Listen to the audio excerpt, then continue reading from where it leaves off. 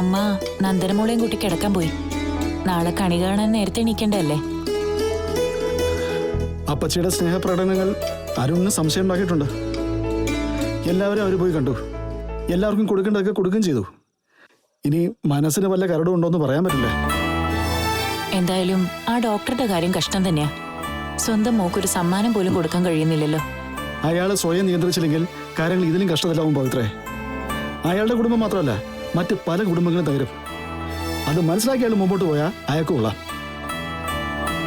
ഞാനേതായാലും കണ്ണേട്ടനോട് പറയാതെ ഒരു കാര്യം ചെയ്തു. എന്തോ?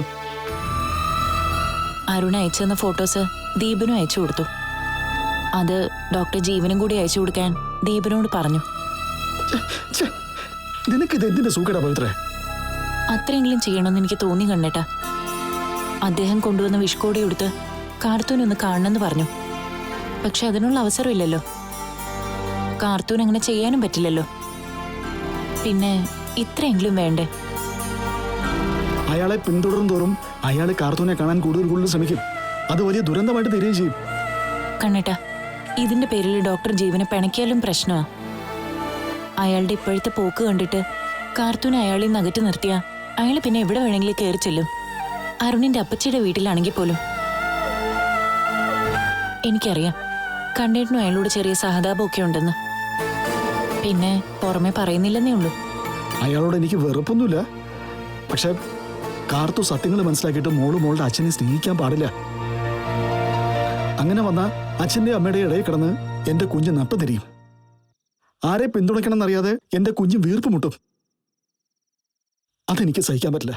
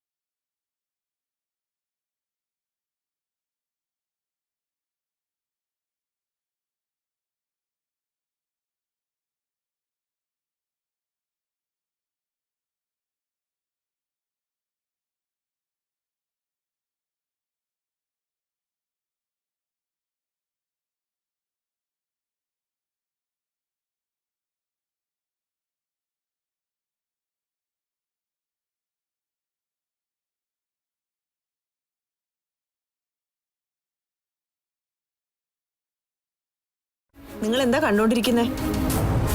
ഒരു പുള്ളിപ്പുലി മാനിനെ വേട്ടയാടുന്നത്. ഞാനൊരു പുള്ളിപ്പുലിക്കൊപ്പാണല്ലോ താമസം. നിങ്ങളായിരിക്കും മാൻ. പൊന്മാനാണോ കലമാനാണോ? ഇനിയും കിടക്കുന്നില്ലേ നിങ്ങള്? നിനക്ക് കിടന്നൂടെ? ഞാൻ നിന്റെ അടുത്ത് വന്ന് കിടന്നാലേ നിനക്ക് ഉറക്കം വരത്തുള്ളൂ. ഞാൻ മരിക്കുന്നു പറഞ്ഞിട്ടും കുലുക്കുമില്ലാത്ത നിങ്ങളെ ഞാൻ കാണിച്ചു തരാട്ടോ. ഇനി പഴയതുപോലെ തന്നെ ചങ്ങലക്കിടാന്നൊന്നും നീ വിചാരിക്കണ്ട. നിനക്ക് ജീവിക്കാനൊരു അവസരം തന്നു, എന്റെ ഭാര്യയായിട്ട് ജീവിക്കാൻ. പക്ഷേ എങ്ങനെ ഒരു മോശം ഭാര്യയായിട്ട് ജീവിക്കാന്ന് റിസർച്ച് ചെയ്യായിരുന്നു നീ. അതൊക്കെ അവിടെ നിൽക്കട്ടെ. വിഷുവായിട്ട് ആര്യമോളെ വിളിച്ചായിരുന്നോ നിങ്ങള്? നാളെ രാവിലെ ഞാൻ വിളിക്കും, വിഷുവാശംസകളും പറയും. ഇപ്പൊ മോളെ വിളിക്കാറില്ലെന്ന് അവള് പറഞ്ഞിരുന്നു. ഇനിയിപ്പോ അവള് വന്നാലും അവളുടെ വിവാഹം ഉടനെ നടത്തേണ്ടി വരും. പിന്നെ അവള് മറ്റൊരു വീട്ടിൽ താമസിക്കേണ്ട കുട്ടിയാ. അതുകൊണ്ട് കൊഞ്ചനിൽ ആളിനൊക്കെ കുറയ്ക്കാം. ഇപ്പോഴെന്താ കൊഞ്ചിക്കാൻ വേറെ ആരെങ്കിലും കിട്ടിയോ? കിട്ടി, എന്റെ അനിയന്റെ കുഞ്ഞിനെ. അത് കൊഞ്ചിക്കേണ്ട പ്രായത്തിലുള്ള ഒരു കുട്ടിയാ, അതും പെൺകുട്ടി. അല്ലാതെ മറ്റാരെയും കിട്ടിയില്ല? നിനക്കിപ്പോ എന്താ വേണ്ടത്? നാളെ നല്ലൊരു ദിവസമായിട്ട് അത് അലമ്പിക്കളയാൻ ഇന്നേ കാരണം ഉണ്ടാക്കുവാണോ? വിഷുക്കണി പോലും നേരെ ചൊവ്വ ഒരുക്കിയിട്ടില്ല. കണിക്കുന്ന പൂവൊക്കെ ഞാൻ സുമിത്രനെ വിട്ട് വാങ്ങിപ്പിക്കുമായിരുന്നു. ഈ 1-ാം തീയതി, വിഷു, ഓണം, ഇതിലൊന്നും വലിയ കാര്യമില്ല. ആഘോഷങ്ങളൊക്കെ ബന്ധുക്കൾ ഒത്തുകൂടാൻ വേണ്ടി ഉണ്ടാക്കിയതാ. കുടുംബത്തിനകത്ത് സമാധാനം ഉണ്ടെങ്കിൽ എന്നും ആഘോഷമായിരിക്കും. നമ്മൾ അമേരിക്കയിൽ താമസിക്കുമ്പോഴും ഓണാഘോഷം ഉണ്ടായിരുന്നല്ലോ. അന്ന് അവിടെ ഒത്തുകൂടുന്ന സ്ത്രീജനങ്ങളുടെ കാര്യം പറഞ്ഞായിരുന്നു നമ്മൾ തമ്മിലുള്ള വഴക്ക്. എല്ലാ ആഘോഷങ്ങൾക്കും പങ്കെടുക്കും, തിരിച്ച് വീട്ടിലെത്തുമ്പോൾ തമ്മിൽ തല്ലും. എന്റെ ഭാര്യ എനിക്ക് സമ്മാനിച്ച നരകതുല്യമായി 20 വർഷങ്ങളാണ് കടന്നു പോകുന്നത്.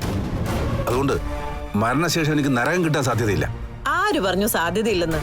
ഭാര്യ ഒരു അധികപ്പറ്റായിട്ട് കരുതുന്ന നിങ്ങൾക്ക് നരകത്തെക്കാളും വലിയ യാതന കിട്ടുന്ന സ്ഥലം ഉണ്ടെങ്കിൽ അത് ഉറപ്പായിട്ടും കിട്ടും. കല്യാണം കഴിഞ്ഞാൽ നാരീപൂജ ചെയ്യണമെന്നാ പറയാറ്. നാരീപൂജ മാത്രമല്ലല്ലോ, പാദസേവ ചെയ്തല്ലേ പോയത്. അടിമയായിരുന്നില്ലേ? ഇത്തിരി സന്തോഷം, ഇത്തിരി മനസമാധാനം അതിനെ കിട്ടിയിട്ടുണ്ടോ? ഞാനൊരു അമ്മയായിരുന്നെങ്കിൽ നിങ്ങൾ ഇങ്ങനെയൊന്നും പറയില്ലായിരുന്നു. എന്താ അങ്ങനെ? അമ്മയായ ഭാര്യയുടെ എന്ത് തോന്നിയാസവും ഞങ്ങൾ ആണുങ്ങൾ സഹിക്കണമെന്നാണോ? നിങ്ങൾ മനസ്സ് മടിപ്പിച്ച് എന്നെ ഇവിടുന്ന് ഓടിക്കാനാ നോക്കുന്നത്. നീയല്ല, നിനക്കൊപ്പം ജീവിക്കുന്ന ഞാനാ ഓടേണ്ടത്.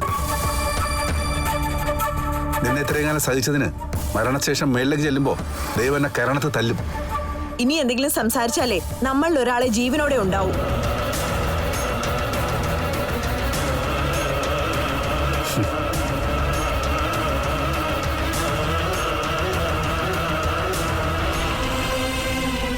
എന്റെ പൊന്നുമോളെ, നീ ഏതെങ്കിലും ഒരു വിഷുവിന് അച്ഛനൊപ്പം കാണുമോ?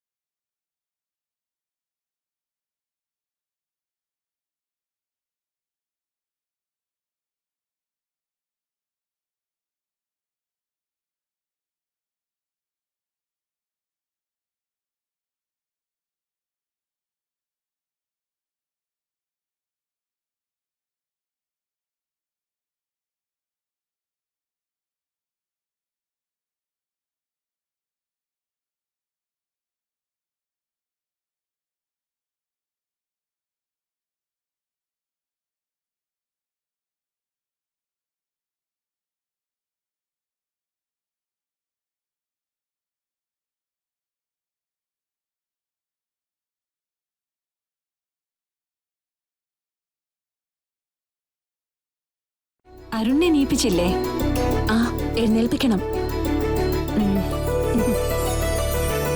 ആയോ?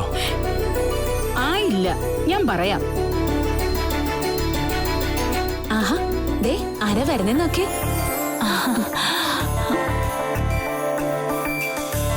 ആ, ഇനി കണ്ണു തുറന്നു.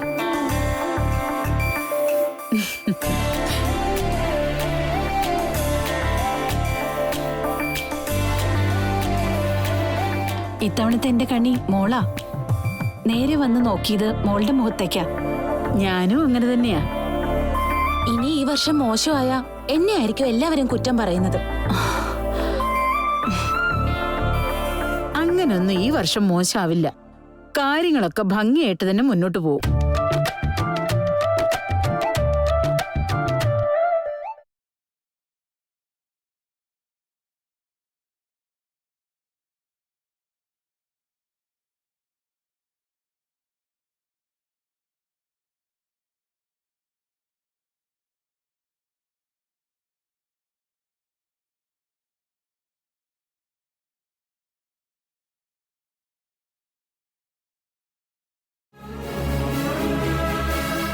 എല്ലാം കൂടിയിട്ട് അതൊരു ഫാൻസി ഡ്രസ് പോലെ ഉണ്ടാവും ഇയാള് പറയുന്നത്. സ്വർണത്തോടൊന്നും വലിയ താല്പര്യമില്ലല്ലോ.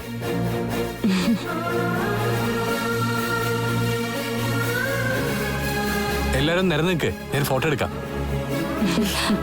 മോൾ ഇങ്ങോട്ട് നിന്നോ. വാ വാ, അങ്ങോട്ട് നിന്നോ.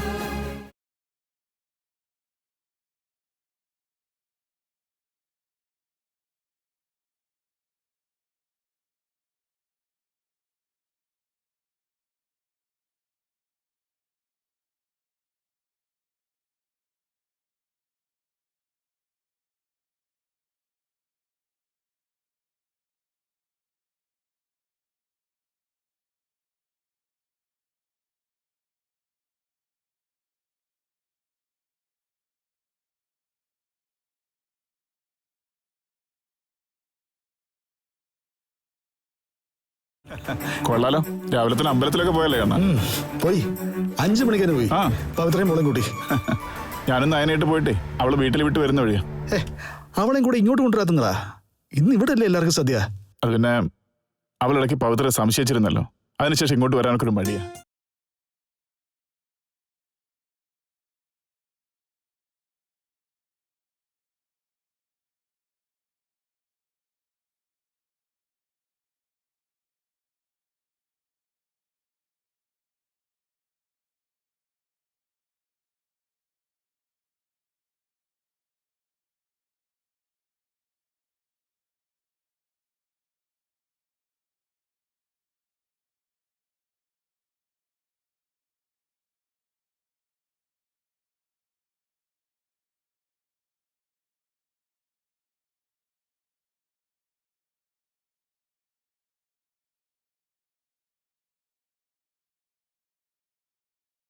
കുറെ കാലം എന്റെ വിഷുക്കണിയതേ മോളായിരുന്നു.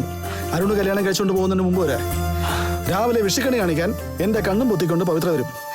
ഞാൻ നേരെ നോക്കുന്നത് ദേ ഈ മുഖത്തോട്ടാ. ആ പതിവ് ഇത്തവണയും തെറ്റിയില്ല. അപ്പച്ചി നേരെ ഒന്ന് നോക്കിയത് ഇയാളുടെ മുഖത്തേക്കാ. ദാ, മോൾക്കുള്ള എന്റെ വിഷുക്കൈ നീട്ടം. നീ കാശുകാരനാ, എങ്കിലും തരക്കേടില്ലാത്ത കയ്യാ. അഞ്ചോ കണ്ണേട്ടനെ കയ്യിൽ നിന്ന് കൈനീട്ടം വാങ്ങാൻ തന്നെ ഞങ്ങൾ വന്നേ. എന്തായാലും ഇനി എന്റെ വക. അരുൺ സാറേ, കുറെ നാളുകൾക്ക് ശേഷം മനസ്സ് തുറന്ന് സന്തോഷിക്കുന്നത്.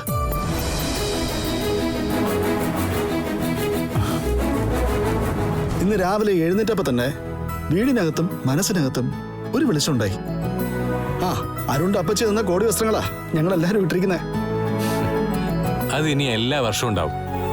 കാർത്തൂന് വളർത്തിയ കണ്ണേട്ടനെ ഓരോ വിശേഷ ദിവസവും സമ്മാനങ്ങൾ തരാൻ അപ്പച്ചിക്കും മുത്തശ്ശനും വലിയ ഉത്സാഹമായിരിക്കും. വിഷുസദ്യക്ക് എല്ലാവരും അങ്ങോട്ട് വരായിരുന്നു, അല്ലെങ്കിൽ ഇവിടെ വെച്ച് തന്നെ സദ്യ വിളമ്പായിരുന്നു. വേണ്ട മോളെ, ഇത്തവണ നിങ്ങൾ എല്ലാവരോടും ഒന്നിച്ചിരുന്ന് സദ്യ കഴിക്കുന്നതാണ് ശരി. അടുത്തവണ നമുക്ക് എല്ലാവർക്കും ഒരുമിച്ചാവാം. ഏട്ടത്തി അമ്മ അവിടെ അടുക്കളയിലാ. ഇനിയിപ്പോ മോള് വരണമില്ലെങ്കിലും ഇവിടെ സ്ഥിരമായിട്ട് സദ്യ കഴിക്കാൻ വരുന്ന ഒരുപാട് പേരില്ലേ, അതിന്റെ തിരക്കിലാ. ഞാനൊന്ന് കണ്ടിട്ട് വരട്ടെ. ദാ സർ.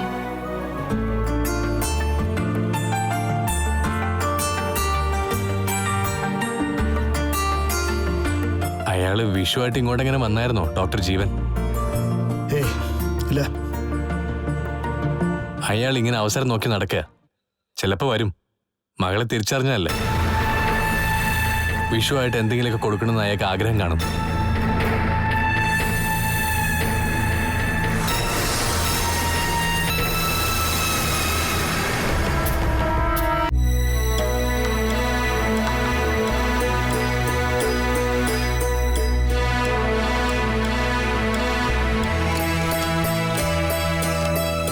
എന്റെ പവിത്രേ, നീ വിചാരിക്കുന്നത് പോലെ ഒന്നും അല്ല കാര്യങ്ങള്. ഈ പറയുന്ന ഡോക്ടർ ജീവനും കാർത്തവും തമ്മില് നമ്മൾ ചിന്തിക്കുന്നതിലപ്പുറം എന്തോ ഉണ്ട്. അത് 3.5 തരവാ. നിനക്കതൊക്കെ അറിയായിരിക്കും. കണ്ണനെ എല്ലാരും കൂടെ എന്റെ അടുത്തുനിന്ന് അത് മറച്ചു വെച്ചിരിക്കുകയല്ലേ. ഞാൻ എന്തെങ്കിലും അറിഞ്ഞാ അത് നാടുനീളെ പാടിക്കൊണ്ട് നടന്നാലോ? അങ്ങനൊന്നും ഇല്ലമ്മേ. ഇല്ലെങ്കിൽ പിന്നെ ഒരാൾ ഇങ്ങനെ കേറി വരുവോ? എല്ലാത്തിനും ഒരു പരിധിയില്ല പവിത്രേ. ഒരാള് വീട്ടിലേക്ക് കയറി വരുമ്പോ നിങ്ങൾ ഇനി ഇവിടെ വരരുതെന്ന് വിലക്കിയ നാണോ മാനോ ഉള്ളവര് പിന്നെ കയറി വരുവോ? ഇയാൾ അങ്ങനെയാണോ? ആഹാ, വന്നല്ലോ. 100 ആയുസാ കേട്ടോ. അതുകൊണ്ട് അത്രയും കാലം കാർത്തൂനെ സ്നേഹിക്കാൻ ഓരോരുത്തർ ഇങ്ങനെ വന്നോണ്ടേയിരിക്കും. ഇപ്പോഴാരാ വന്നത്? ആ, വന്നയാളിനെ കുറിച്ച് കൂടുതൽ പറയാതിരിക്കാണ് ഭേദം. പറഞ്ഞാലോ ഇവിടെയുള്ള ചിലർക്കൊന്നും അത് പിടിക്കത്തില്ല. എന്തൊക്കെയാ എടുത്ത് ഈ അമ്മ പറയുന്നേ? അമ്മയുടെ സ്വഭാവം മോക്കറിയില്ലേ? അമ്മയുടെ സ്വഭാവം എല്ലാവർക്കും അറിയാം. എനിക്കാണ് മറ്റുള്ളവരെ പിടികിട്ടാത്തത്. എന്റെ പവിത്രയെ, കൊച്ചുനാള് മുതലേ കള്ളം പറയാൻ അറിയാത്ത ആളാണ് കണ്ണൻ. അവൻ കള്ളം പറയുമ്പോ എന്താ ചെയ്യുന്നതെന്നറിയാവോ? ദേഷ്യപ്പെടും. അങ്ങനെ ദേഷ്യപ്പെട്ട് കഴിഞ്ഞാ പിന്നെ നമ്മൾ ആരും ചോദ്യങ്ങൾ ചോദിക്കത്തില്ലല്ലോ.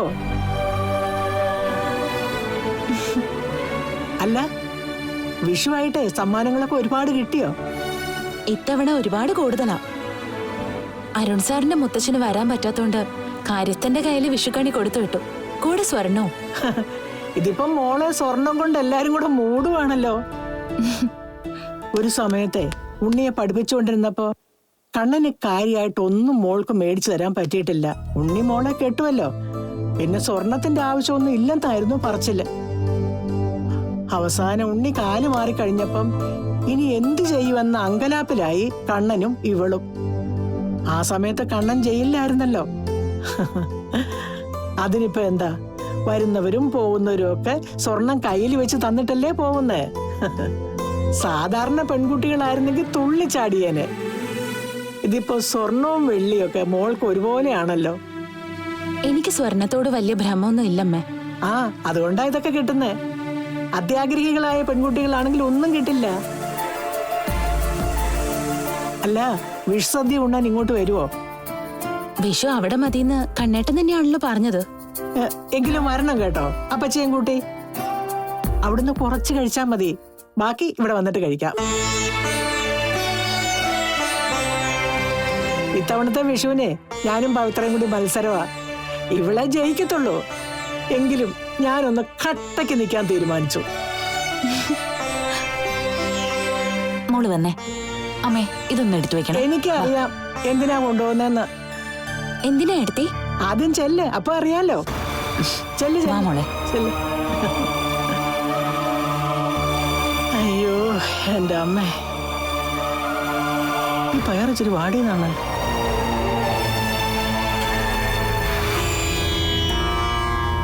മോളിത് വാങ്ങിക്ക്. എനിക്ക് കണ്ണേട്ടൻ വിഷുക്കൂടി വാങ്ങിച്ചായിരുന്നോ? ഇത് കണ്ണേട്ടൻ വാങ്ങിയതല്ല, അദ്ദേഹം കൊണ്ടുവന്നതാ. ഡോക്ടർ ജീവൻ. അയാള് ഇവിടെ വന്നായിരുന്നോ? വന്നു. എന്നിട്ട് പെട്ടെന്ന് പോവുകയും ചെയ്തു. ഡോക്ടർ ജീവൻ തന്നാന്ന് പറയണ്ട. മോളിത് ഉടുത്ത് കാണണമെന്ന് അദ്ദേഹത്തിന് വലിയ ആഗ്രഹം. ഏട്ടത്തി എന്തായി പറയുന്നേ?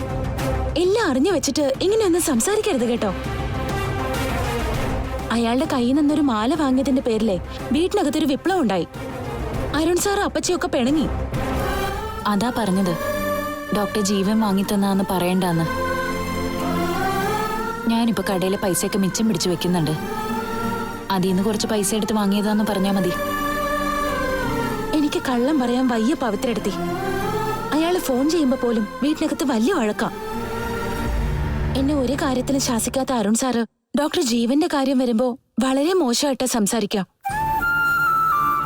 നമ്മളായിട്ട് എന്തിനാ എടുത്തി നമ്മളെ സ്നേഹിക്കുന്നവരൊക്കെ വിഷമിപ്പിക്കുന്നത്?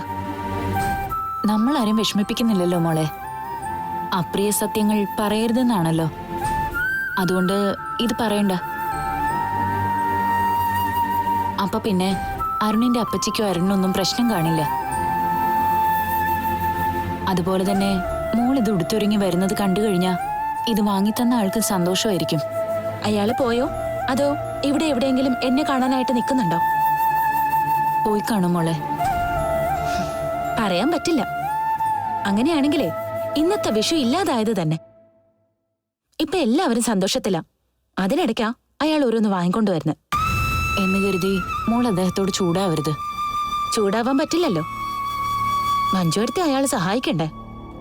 എങ്കിലേ ഇഷ്ടമല്ലാത്ത കാര്യങ്ങള് തുറന്നടിച്ച് പറഞ്ഞേ പറ്റൂ. അല്ല എടുത്തി, ഏട്ടത്തെ എന്തിനാ അയാളെ ഇങ്ങനെ സ്നേഹിക്കുന്നത്? അല്ല മോളെ, നിങ്ങൾക്കും ഇതുവരെ കുഞ്ഞുങ്ങളൊന്നും ആയിട്ടില്ലല്ലോ. ചിലപ്പോ അദ്ദേഹത്തിന്റെ സഹായം നിങ്ങൾക്കും വേണ്ടി വന്നേക്കും. അയ്യോ, അതൊന്നും നടക്കത്തില്ല. എന്തായാലും അദ്ദേഹത്തെ കാണാൻ അരുൺ സാറ് വരത്തില്ല. അരുൺ അറിയാതെ മോക്ക് വരാലോ. ഞാൻ വരില്ല. കണ്ണേട്ടനറിയാതെ എന്തെങ്കിലും ഏട്ടത്തി ചെയ്യോ? മോളോട് എന്തു പറയണോന്ന് എനിക്ക് അറിഞ്ഞൂടാ. കഴിവതും അദ്ദേഹത്തെ മോള് വേദനിപ്പിക്കാതെ നോക്കണം.